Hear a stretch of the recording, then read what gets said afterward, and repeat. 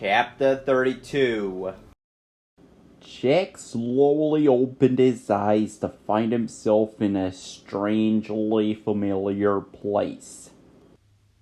Behind him, the leaves of a large oak tree filled the sky, while golden grasses waved in the gentle wind at his feet.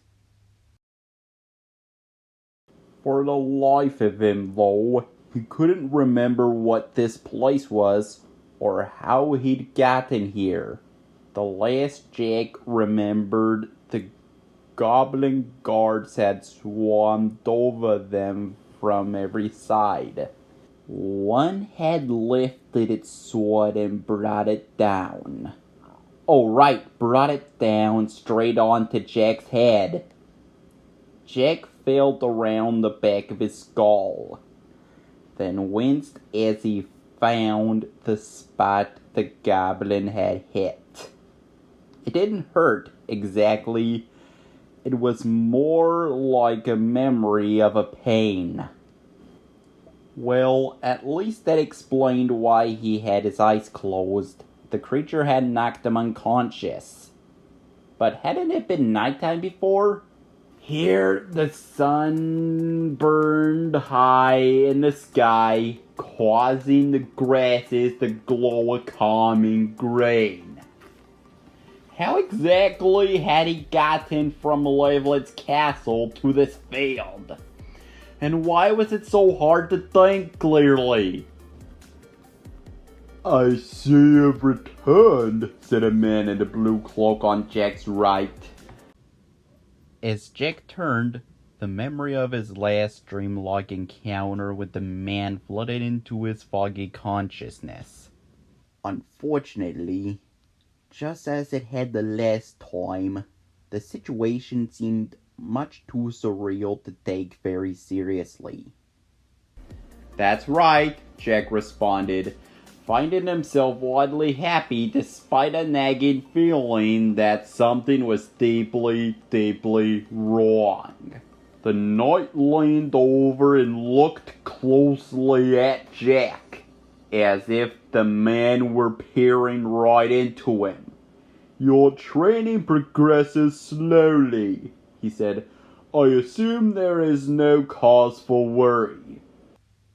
"Worry?" Jack asked, confused. "Training?" "You haven't been making use of your sword as you should have, Jack," the knight said with a touch of disappointment.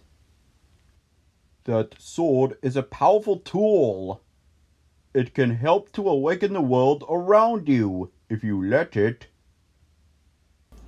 "The sword?" Jack furrowed his brow. "But the sword, He struggled with what he wanted to say, but in the end just gave up and went for the obvious. "It's bad." The knight laughed. "It certainly has the possibility for evil. I'll grant you that. And most of the eyes did use their weapons for horrible deeds. But the sword can be used for great good. In the hands of the right person." He glanced momentarily at Jack. "I do hope I haven't chosen wrongly. Still, you must be careful. There are those in the world who would turn you from your path." "My path?" Jack asked. Why was it so hard for him to think here? The knight nodded. "You walk a dangerous road, my young friend. Few have the courage to walk it, and all before you have failed, including myself. You are our last chance." "Chance?" Jack asked. "It's hard to think." "You will get used to it as time passes," the knight said. "This is a realm of great potential, yet you haven't reached the point where you might take advantage of it. For now, it provides a convenient place for us to meet, soon it shall be more, when you are ready. Jack didn't even bother asking about any of that, instead going back to a previous question. What is my path?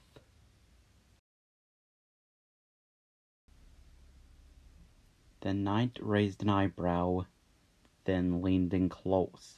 Why, just what you believe it to be. You are on a quest to save Snow White, are you not? Jack nodded slowly. The knight smiled. I cannot think of a more important one, he said. Abruptly his smile vanished. However, you must heed this word of warning. Before the knight could finish, a sharp pain struck Jack in the spot where the goblin had hit him. He hissed in pain, then looked to the knight. I think I might be waking up now. The knight looked concerned. Oh, you are waking up, he said, yet not nearly fast enough. And Wicked Queen knows you, Jack. She has always known. And she awaits your arrival. However, she doesn't yet realize that I have found you first. And you must keep that from her, Jack, above all else. If she learns that I am training you, all will be lost. There would be nowhere you could run, nowhere you could hide from that woman. And with that, the knight sat back against the tree. As Jake tried to fight through the fog in his head to ask something, anything about what the knight had just said, the grass and sunlight began to swirl around in front of his eyes. Faster and faster they whirled until the bright colors drained away, leaving just the dark unknown of his unconsciousness, tainted by a throbbing pain at the back of his head.